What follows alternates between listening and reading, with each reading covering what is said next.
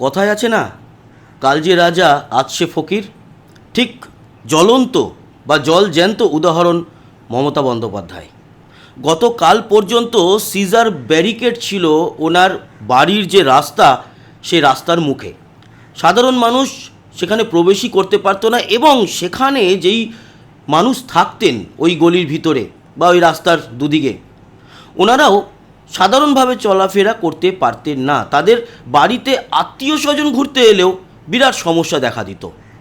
বাজার করে যদি ওনারা ওই গলি দিয়ে প্রবেশ করতে যেতেন, তাদের বাজারের ব্যাগও প্রতিনিয়ত চেক করতে হতো, কারণ ওই গলির মধ্যে থাকতেন প্রাক্তন মুখ্যমন্ত্রী, মানে তখনকার বর্তমান আজকের ডেটে দাঁড়িয়ে প্রাক্তন মুখ্যমন্ত্রী। তো বন্ধুরা দেখুন, খুলে গেল মমতার বাড়ির গলির মুখের সিজার ব্যারিকেড। এতদিন চলাচলে বিধিনিষেধ ছিল, পরাজয়ের পর রাস্তা কিন্তু এখন অবাধ। ভিডিও আছে, আপনাদেরকে দেখাবো। তার আগে একটা ছবি দেখাই।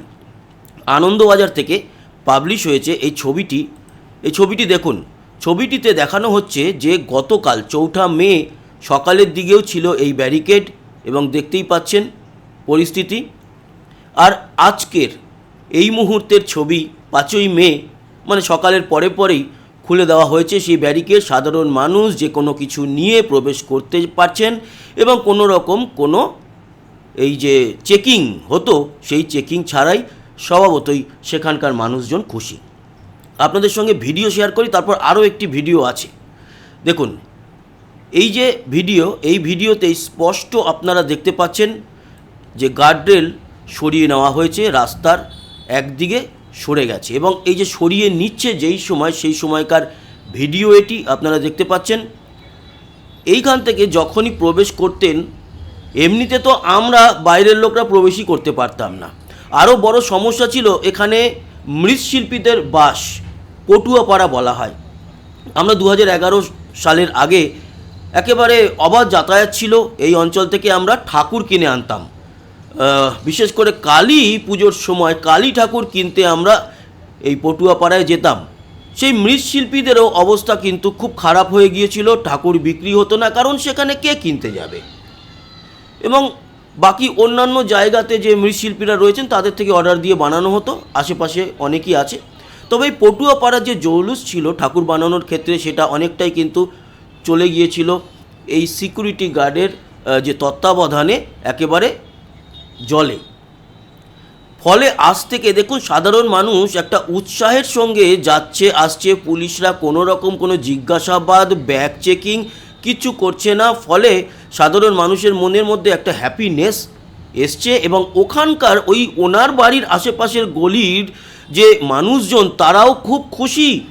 উনি মুখ্যমন্ত্রীর পদ থেকে যদিও এখনও পদত্যাগ করেননি, সেটা নিয়ে আবার কি নাটক করবেন জানি না। আজকে বিকাল 4টের সময় একটা প্রেস কনফারেন্স ডেকেছেন উনি। সেই প্রেস কনফারেন্সে কি জানাবেন জানা নেই, কিন্তু ওনারই বাড়ির আশেপাশের মানুষজন খুব খুশি, কারণ তাদের বাড়িতে আত্মীয় স্বজন আসায় আর কোনো বাধা নেই।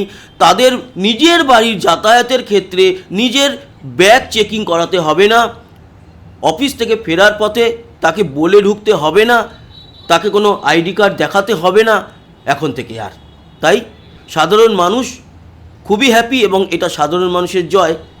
এবং আজ যে রাজা কাল সে ফকির, এটা হয়ে গেল কাল যে রাজা আজ সে ফকির। দেখতে পাচ্ছেন সেই আলিপুর জেল, সেই জেলের যে ডান দিকের পাঁচিল, সেটা এখন অবশ্য জেল নেই, ওটা একটি মিউজিয়াম করা হয়েছে। সেই যে ব্রিজটি, আপনারা যারা কলকাতার, আমরা তো এই অঞ্চলেরই মানুষ, ব্রিজ থেকে নেমে এসেই ওই দিক থেকে নামতে গেলে বাঁ হাতে ছিল সেই রাস্তা, এবং ব্যারিকেড সবসময় চোখে পড়তো, প্রবেশ করার মতো সাহসী পাইনি।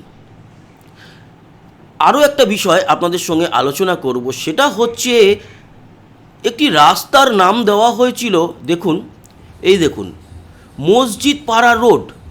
এখানে আজকে করেছে কি, এই মসজিদ লেখা এই নামটাকে ভেঙে দিয়েছে, এবং সিআরপিএফও সেখানে দাঁড়িয়েছিল, তারা কোনো প্রতিবাদ বা কোনো বাধা সৃষ্টি করেনি। সেই নাম চেঞ্জ করে অরিজিনাল যে এই রাস্তাটার নাম ছিল, সেই নাম ছিল হচ্ছে নেতাজি পল্লী রোড।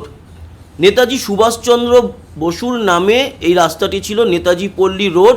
এই নেতাজি পল্লী রোডকে করে দেওয়া হয়েছে বা করে দেওয়া হয়েছিল এতদিন ধরে মসজিদ পাড়া রোড। সেই মসজিদ পাড়া রোডের এই যে তোরণ, একটা গেট, সেই গেটে আজকে উঠে একেবারে সব ভেঙে দিয়ে সেখানে আবারও নেতাজি পল্লী রোড করে দেওয়া হয়েছে এবং আগামী কয়েকদিনের মধ্যে সেটিকে সুন্দরভাবে যেরকমভাবে লেখা ছিল ওই অক্ষরগুলো দিয়ে কারুকার্য করে ওইভাবে লেখা হবে। আপাতত একটি ফ্লেক্স চাপিয়ে সেখানকার মানুষজন নেতাজি পল্লী রোড তাকে আবার তার গৌরব ফিরিয়ে দিয়েছে। এই দুটো ভিডিও বা এই আলোচনা ছিল আপনাদের সঙ্গে। আশা করি ইনফরমেশান আপনাদের এই মুহূর্তে দাঁড়িয়ে ভালো লাগলো। সবাই ভালো থাকবেন, সুস্থ থাকবেন, আবার দেখা হচ্ছে, ততক্ষণের মতো টাটা।